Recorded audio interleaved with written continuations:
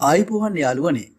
අද අපි ඕ එකගෙන යන්නේ දකුණු ශ්‍රී ලංකාවේ පිහිටි ඉතාමත් වැදගත් සහ සංවේදී ස්ථානයක් වන සුනාමි හොන්ගංජි විහාරය වෙතයි.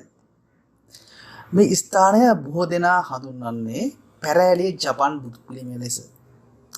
2004 වසරේදී ශ්‍රී ලංකාවට විශාල විනාශයක් ගෙනා සුනාමි ව්‍යසනයේ මතකය අදටත් මෙම ස්ථානය තුළ ජීවමානව පවතිනවා.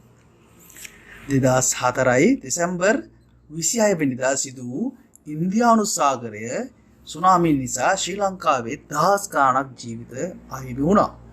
එම විනාශය වැඩිපුරම බලපෑ ප්‍රදේශ අතරින් පැරෑලිය ප්‍රදේශය ඉතාමත් ප්‍රසිද්ධයි.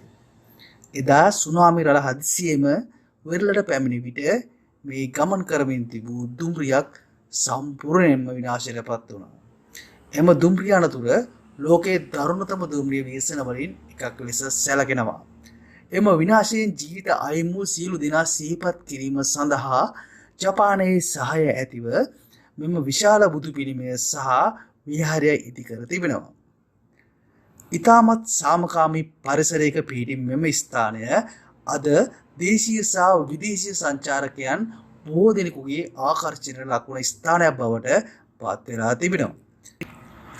මෙහි තිබෙන බුදු පිළිමය ඉතාමත් අලංකාරවත් මූදාසල පිහිටි නිසා මෙතනට පැමිණට අයට නිස්කලංක හැඟීමක් ලැබෙනවා.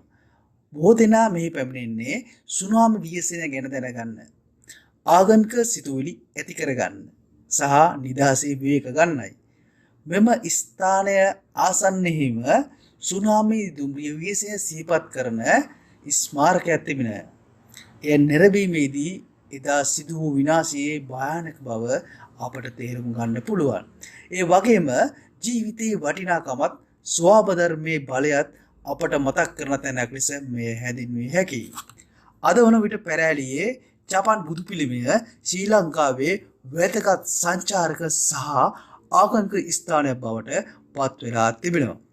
දකුණු මුහුදුබඩ මාර්ගයේ ගමන් කරන බොහෝ දෙනා මෙතනට පැමිණිලා මේ ස්ථානයේ නියන සුන්දරත්වය විඳ ගන්නවා.